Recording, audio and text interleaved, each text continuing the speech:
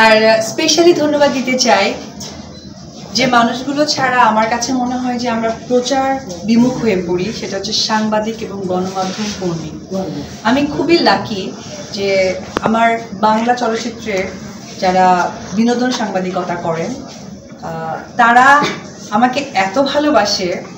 আর যেটা হয় যে সাংবাদিকদেরকে নিয়ে অনেক সময় অনেক কন্ট্রোভার্সিয়াল কথা বলে। আমি দেখেছি, আমি তো প্রচুর প্রোগ্রামে অ্যাটেন্ড করি, আপনারা দেখেন সেই প্রোগ্রামে অনেক সময় হয় কি যে এত ভিড় লেগে যায়, তাদের মধ্যে হয়তো বা আগে নেবে পরে নেবে এরকম একটা স্পেস তৈরি হয়।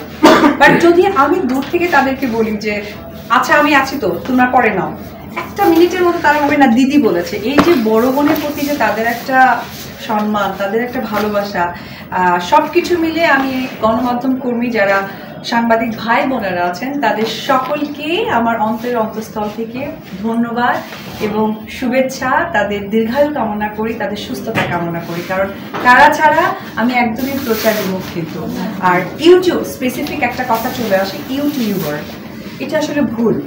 কারণ হচ্ছে মানুষ যখন প্রচারণার মধ্যে দিয়ে যায়, এখন পৃথিবীটা আসলে অনেক শর্ট হয়ে গেছে, আর সেখান থেকে মানুষ এত অল্প সময়ের মাঝে নিজের ব্যস্ততার জীবন থাকে, তারপরে বিনোদন সব কিছু থাকে, সেই পার্টির মধ্যেও কিন্তু ইউটিউবটা পড়ে যায়। তো ইউটিউব যারা চালান বা যাদের হয়তো বা সেই রকম লাইসেন্সটা নেই, যে তারাও কিন্তু প্রচারণার একটি মাধ্যম, তারাও সাংবাদিকতা করেন, তারাও কিন্তু তাদের পরিশ্রম সময় তাদের সব কিছু রেখেও কিন্তু সেই প্লেসটাতে তারা যায় এবং সময় দিয়ে সেই আমাদের যে নিউজগুলো থাকে সেগুলো কিন্তু তারা কালেক্ট করে। হয়তো বা অনেক সময় নেগেটিভ পজিটিভ এটা হয়তো আপনাদের কাছে প্রেজেন্ট হয়, সেটা খুবই স্বাভাবিক, এটাই খবর। তারপরেও আমি বলবো যে তারাও কিন্তু অসম্ভব আমাদের সাপোর্ট করে, আমাদের চলচ্চিত্রের মানুষকে সাপোর্ট করে।